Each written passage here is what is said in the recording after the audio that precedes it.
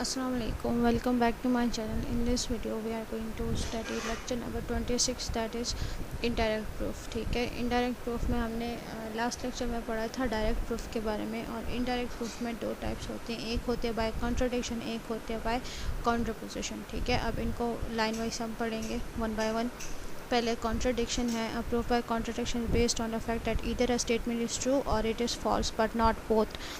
ये बात याद रखने वाली है कि कोई भी हमें स्टेटमेंट दी होगी या तो वो ट्रू होगी या तो वो फॉल्स होगी, लेकिन दोनों नहीं हो सकती। ठीक है, hence the supposition that the statement to be proved is false leads logically to a contradiction, impossibility और absurdity, then the supposition must be false. ठीक है, कहते हैं कि सपोजिशन होती है, स्टेटमेंट जो हमें प्रूव करनी है उसको हम फॉल्स कह देते हैं। ठीक है, तो वो जो है लॉजिकली एक कॉन्ट्रडिक्शन पे चली जाती है या कोई इम्पॉसिबिलिटी या कोई एब्सर्ड सा रिजल्ट हमारे पास आ जाता है, और वो सपोजिशन जो है उससे हमें पता चलता है कि जो हमने सपोजिशन की थी वो खाम जो है वो फॉल्स होनी ज़रूरी है, क्योंकि जो रिज़ल्ट आया है वो बहुत एब्सर्ड सा आया है, इम्पॉसिबल है।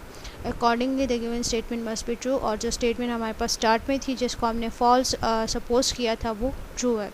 This method of proof is also known as reduction ad absurdum because it relies on reducing a given assumption to an absurdity. ठीक है, कहते हैं इस मेथड को रिडक्शन एड एब्सर्डम भी कहते हैं, क्योंकि ये जो है एक असम्पशन को रिड्यूस कर देती है, एक एब्सर्डिटी बना देती है, उसको रिड्यूस करके एब्सर्डिटी बना देती है। ठीक है, Many theorems in mathematics are conditional statement that is P implies Q. Now the negation of implication P implies Q is अब कह रही हैं कि काफ़ी जो कंडीशनल स्टेटमेंट्स होती हैं P implies Q, उसकी हम निगेशन लेते हैं। ठीक है, उसको हम टोटली उसकी निगेशन लेते हैं, तो that is equivalent to P and tilde Q।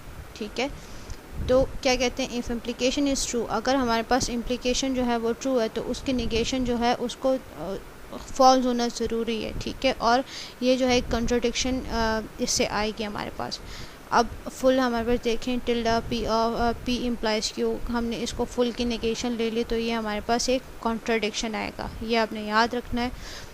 अब क्या करना है, we suppose that the condition P and the negation of the conclusion Q that is P and tilde Q is true. हम suppose करते हैं, अब मेथड में क्या होता है हमारे पास कॉन्ट्रडिक्शन के, हम सपोज करते हैं कि जो कंडीशन P है और फिर Q की निगेशन, ठीक है, Q की negation and the negation of Q, P and negation of Q is true, हम ये सपोज करते हैं and ultimately arrive at a contradiction, और हमारे पास एक कॉन्ट्रडिक्शन आ जाती है।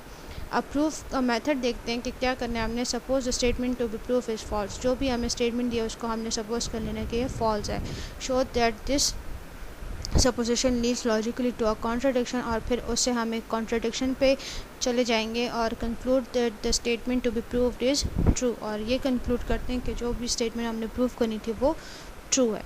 अच्छा, सबसे पहला हमारे पास है there is no greatest integer, तो हमने क्या करना है, हमने इसका नेगेशन लेना है। ठीक है, तो हम क्या कहेंगे, there is a greatest integer n, तो small n is less than और इक्वल टू ग्रेटर n। हमारे पास एक ग्रेटेस्ट इंटीजर है कैपिटल N, तो ज़ाहिर है स्मॉल n उससे छोटा होगा। ठीक है, फॉर एवरी इंटीजर n, जो भी कैपिटल N जो ग्रेटेस्ट इंटीजर्स है सारे के सारे जो छोटे इंटीजर्स है उसको हमने स्मॉल n से डिनोट कर दिया। ठीक है, अब हम एक सपोजिशन करते हैं कि m is equals to n capital N plus 1। Now m is an integer since it is a sum of integers. ठीक है, m इंटीजर है, क्यों, क्योंकि it is a sum of integers, plus 1 भी एक इंटीजर, और n को हमने स्टार्ट में ही सपोज कर लिया था कि ये ग्रेटेस्ट इंटीजर है। ठीक है, तो क्या हो गया, m इज़ ग्रेटर देन 1 हो गया, क्यों, क्योंकि m जो है वो n प्लस 1 के इक्वल है, और n जो है वो तो सिंपल है। ठीक है, since m is equals to n plus 1, क्योंकि m n प्लस 1 के इक्वल है इसलिए m is greater than capital N।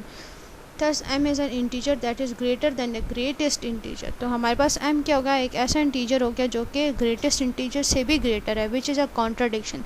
हमने क्या सपोज किया था, हमने सपोज किया था कि जो इंटीजर n है वो ग्रेटेस्ट है, लेकिन यहाँ पे हमारे पास एक m इंटीजर आ गया जो कि ग्रेटर है उस ग्रेटेस्ट इंटीजर से भी। ठीक है, तो ये हमारे पास एक कॉन्ट्रडिक्शन आ गई, hence our supposition is not true, इसलिए हमारी सपोजिशन ट्रू नहीं है और कोई भी ग्रेटेस्ट इंटीजर एग्जिस्ट नहीं करता। अच्छा, सेकंड देखते हैं, give a proof by contradiction for the statement if n square is an even integer then n is an even integer. ठीक है, क्या करना है यहाँ पे, हमने कह रहे हैं n स्क्वायर जो है वो एक इवन इंटीजर है। ठीक, तो n भी जो है वो इवन इंटीजर है। ये हमने क्या कर लिया, ये हमने इसको प्रूफ करना है, कॉन्ट्राडिक्शन से प्रूफ करना है। इसको हम सिंपल डायरेक्ट प्रूफ से भी कर सकते हैं, हम हर एक तरह से कर सकते हैं। ये हमने सोचना होगा कि कौन सा मेथड हमारे लिए इजी और हम कौन से मेथड से इसको अच्छे से प्रूफ कर सकते हैं, ठीक है। बाकी जो जितने भी क्वेश्चन हैं वो हर एक मेथड से प्रूफ हो सकते हैं। बस ये बात है कि कोई जो है एक मेथड से जल्दी प्रूफ होगा और कोई दूसरे मेथड से जल्दी प्रूफ हो जाएगा। अच्छा, हमने क्या करना है, suppose n square is an even integer. N square को तो इवन इंटीजर हमने सपोज कर लिया, लेकिन जो q है उसको हमने उसकी क्या लेनी है, q की निगेशन लेनी है। तो हम कहेंगे n is not even. Not even का मतलब क्या हो जाएगा कि n इज़ ऑड, ठीक हो गया। n इज़ ऑड है तो हम क्या करेंगे, ऑड के लिए फार्मूला क्या होता है, n is equal to 2k+1 for some integer. अब हमने इस ऑड का क्या लेना है, इस ऑड का हमने स्क्वायर लेना है, ठीक है, क्योंकि यहाँ पे हमारे पास n स्क्वायर की बात हो रही है। तो हमने क्या करना है, n स्क्वायर लेना है, ठीक है। 2k+1 का स्क्वायर हम ले लेंगे, स्क्वायर को ओपन करेंगे और फिर हमारे पास ये क्या आ जाएगा, 2, यहाँ पे देखें 4k² + 4k+1, यहाँ पे हमने क्या क्या कॉमन ले लिया, 2 कॉमन ले लिया, ठीक है। 2 कॉमन ले लिया तो हमारे पास आ गया 2 × 2k² + 2k+1, ठीक है। और k² + 2k को हमने किसके इक्वल कर दिया, r के इक्वल कर दिया, where 2k² + 2k belongs to z and 2r + 1 हमारे पास आ गया, ठीक है। यहाँ पे हमने इसकी जगह क्या लिख लिया, इसकी जगह हमने लिख लिया r। This shows that n square is odd, और इसलिए हमें ये क्या रिजल्ट आ गया कि n स्क्वायर क्या है, ऑड है, जबकि हमने सपोज क्या किया था कि n स्क्वायर क्या है, इवन है, ठीक है, विच इज़ अ कॉन्ट्राडिक्शन। इसलिए ये भी हमारे पास यहाँ पे कॉन्ट्राडिक्शन आ गया हमारे सपोजिशन की, क्योंकि हमने तो सपोज किया था n स्क्वायर इवन है, बट यहाँ पे जो रिजल्ट हमारे पास n स्क्वायर का आ गया वो क्या क्या, ऑड आ गया, hence it is a contradiction. और जो गिवन स्टेटमेंट हमारे पास थी वो ट्रू थी, हमारी सपोजिशन रॉन्ग थी, और ये इस तरह से प्रूफ हो गया। अच्छा, आगे चलते हैं। सारी एग्जांपल्स नहीं करेंगे, कुछ आपको खुद करनी होगी क्योंकि इतना टाइम नहीं है, फिर लेक्चर वीडियो जो है वो बहुत लेंथी हो जाती है। अच्छा, अब करना है proof by contradiction method the statement if n and m are odd integers than n + m is an even integer, ठीक है। अब हमने कॉन्ट्राडिक्शन से प्रूफ करना है कि जो स्टेटमेंट है, स्टेटमेंट में दो बातें हैं, एक है n and m आर और n and m are odd integers और n + m जो है वो इवन इंटीजर है, ठीक है। तो हम क्या करेंगे, n and m को तो ऑड सपोज कर लेंगे, लेकिन n + m को क्या कहेंगे, नॉट इवन, ठीक है, दैट इज़ ऑड। हम कहेंगे n + m जो है वो ऑड है, इवन नहीं है। अच्छा, तो अब क्या होगा, n and m are odd, तो n और m को हम ऑड ले लेंगे, n का फार्मूला 2p + 1 लिख लेंगे, 2q + 1। यहाँ पे आप कुछ भी लिख सकते हैं, k और l भी लिख सकते हैं, एनीथिंग यू लाइक, वो आप कुछ भी यहाँ पे लिख सकते हैं, a b भी लिख सकते हैं। अच्छा, n = 2p + 1, m = 2q + 1। अब हमने क्या करना है, इन दोनों को हमने प्लस करना है, ठीक है। अब प्लस हम करेंगे तो ये हमारे पास आ गया 2p + 1 + 2q + 1। इसको ओपन करेंगे तो ये हो गया 2p, ये +1 और +1 प्लस हो जाएंगे तो ये +2 आ जाएगा। और अब यहाँ पे होल से हम 2 को कॉमन लेंगे तो ये हो जाएगा 2 × p + q + 1 which is even, ठीक है। तो हमारे पास n + m से क्या आ गया, n + m से हमारे पास एक इवन रिज़ल्ट आ गया, ठीक है, इवन आ गया हमारे पास, जो कि हमारी एजम्पशन को कॉन्ट्रडिक्ट कर रहा है, क्योंकि हमने तो कहा था कि n + m क्या है, ऑड है, हेंस जो गिवन स्टेटमेंट थी वो ट्रू थी और हमारी सपोजिशन जो थी वो रॉन्ग थी। अच्छा, आगे चलते हैं। अब हमारे पास थ्योरम है द सम ऑफ एनी। अच्छा, ये थ्योरम्स थोड़े से याद भी रखने चाहिए आपको, प्रूफ भी करने को मिलते हैं लेकिन कभी MCQs में भी आ सकते हैं, तो इनको याद भी रखा करें। The sum of any rational number and any irrational number is irrational. ये आपने याद रखना है कि कोई रैशनल और इरेशनल नंबर जब होगा और उनका हम सम लेंगे तो वो क्या होगा, इरेशनल होगा, ठीक है।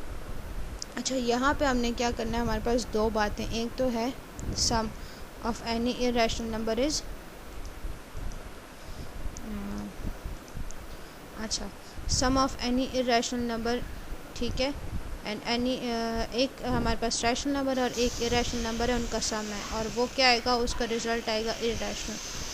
अच्छा, अब हमने क्या करना है, suppose that negation of the statement is true. अब हमने इसकी नेगेशन पहले लेनी है, ठीक। We suppose that there is a rational number r and irrational number. पहली कंडीशन को तो हम एज इट इज़ लिखेंगे, रैशनल नंबर आर कर लिया हमने और इरेशनल नंबर हमने एस ले लिया, ठीक है।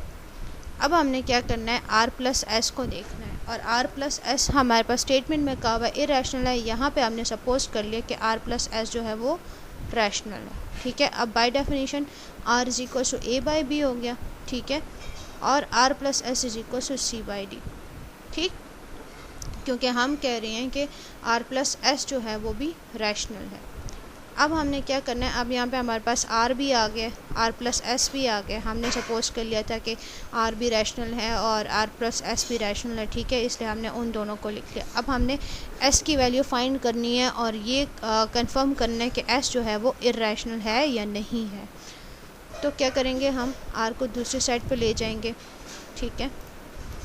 पहले आर की वैल्यू पुट करेंगे A over B, A over B put करेंगे तो ए और B plus S is equal to C और डी। ए ओवर बी को दूसरी साइड पे ले जाएंगे एंड देन इधर एलसीएम लेंगे इनका, तो ये हमारे पास आ जाएगा b c minus a d over b d, ठीक है। अब b c minus a d and b d are both integers, ये सारे के सारे इंटीजर्स हैं, since products and difference of integers are integers, क्योंकि सारे के सारे जब हमने स्टार्ट में लिए थे तो इंटीजर्स थे, तो इनके प्रोडक्ट या डिफरेंसेस जो है वो सारी की सारी इंटीजर्स ही होती है।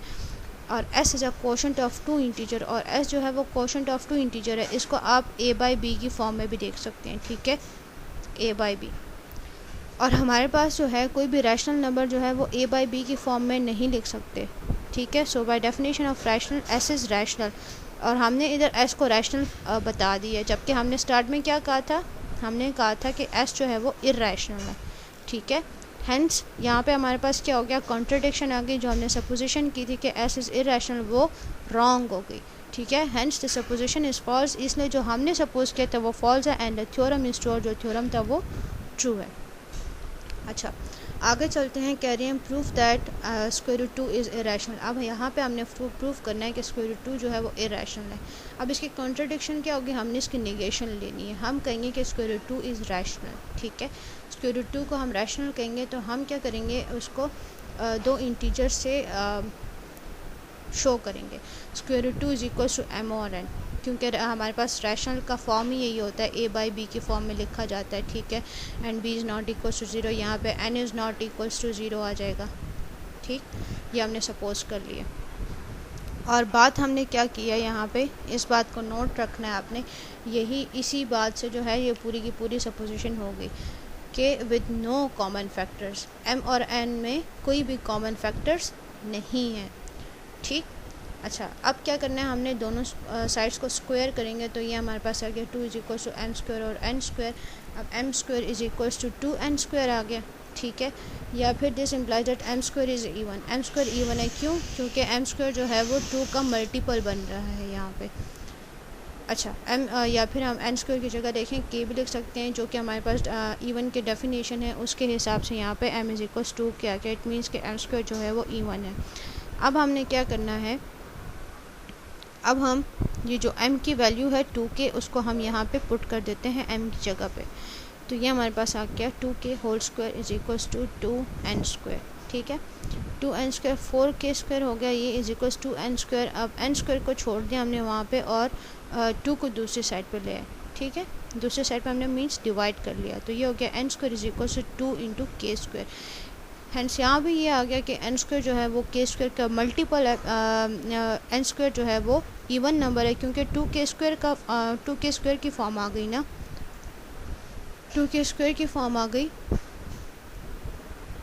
इसलिए जो है दोनों हमारे पास नंबर्स जो है वो इवन हो गए। अब आगे क्या कहना है, but we also know that m is even, n भी इवन हो गया, m भी इवन हो गया, hence both m and n have a common factor. अब m एंड n में कॉमन फैक्टर आ गया, जबकि हमने क्या कहा था कि m एंड n में कोई भी कॉमन फैक्टर नहीं होगा, यहाँ पे उनमें कॉमन फैक्टर आ गया, कौन सा, 2। ये देखें n इज़ इक्वल टू 2 के square and m is equal to 2n square, ये देखें दोनों में 2 आ गया, n इज़ इक्वल टू में 2 आ गया, यहाँ पे भी 2 आ गया, इनको दोनों में एक कॉमन फैक्टर है 2 का, जबकि हमने स्टार्ट में सपोजिशन में कहा था कोई कॉमन फैक्टर नहीं होगा, इसलिए ये जो है ये कॉन्ट्रडिक्ट कर देते हैं हमारे सपोजिशन को, m and m have no common factors, और इसलिए हमारी जो सपोजिशन है वो फॉल्स है और थ्योरम जो है वो ट्रू है, ठीक है। अब हमने क्या किया है, सब्स्टिट्यूटिंग 2 in 1, ये जो 2 वाली इक्वेशन है उसको 1 में पुट कर दिया है, तो वही वाली बात है, 2k² है, 4k² हो गया is equals to n² and n² is equals 2k²। Same इसी को रिपीट कर दिया, सॉरी इसी को रिपीट कर दिया, ठीक है। अच्छा, अब आगे चलते हैं। ये वाली एग्जांपल जो है ये थोड़ी सी मैं बता देती हूँ। इसमें है सपोज़ 6 - 7 √2 इज़ इरेशनल, ठीक है। और यहाँ पे हमने सपोज़ करना है इसका निगेशन मींस रैशनल सपोज़ करना है हमने। तो ये क्या हो जाएगा, 6 - 7 √2 इज इक्वल्स टू a/b, ठीक हो गया। अब हम 6 को दूसरी साइड पे ले जाएंगे, उसका LCM लेंगे और 7 को भी दूसरी साइड पे ले जाएंगे। तो ये √2 जो है 6b - a और 7b के इक्वल आ गया, जबकि 6b - a और 7b जो है वो सारे के सारे इंटीजर्स हैं। और हमने √2 को a/b की फॉर्म में लिख लिया, जबकि √2 is not rational, it is irrational by definition, ठीक है। Hence the supposition is wrong. और ये हमारी जो सपोजिशन है उसको कॉन्ट्राडिक्ट कर रहा है, इसलिए जो है सपोजिशन हमारी रॉन्ग हो गई और 6 - 7/2 जो है वो इरेशनल है। अच्छा, आगे है proof that for any integer a and any prime number p if p divides a then p does not divide a + 1। यहाँ पे अब हमने क्या करना है, कह रहे हैं कि इफ़ p डिवाइड्स a, अगर p a को डिवाइड कर रहा है और p जो है वो प्राइम नंबर है, तो p does not divide a + 1, वो a + 1 को डिवाइड नहीं करेगा, ठीक है। अब there exist an integer a and prime number p such that p divides a and p divides a + 1। अब हमने इसका वो लेना है ना, नेगेशन लेना है। तो हम कहेंगे कि p डिवाइड्स a + 1, ठीक है। तो अब डिविजिबिलिटी की डेफिनेशन के हिसाब से क्या हो जाएगा, a is equals to p × r and a + 1 is equals to p × s, ठीक है। मतलब कि p का कोई p के साथ और r के साथ कोई मल्टीपल होगा, उसके साथ अगर हम इनको मल्टीप्लाई करेंगे तो कोई ना कोई नंबर आ जाएगा। r और s जो है वो कोई भी इंटीजर हो सकता है।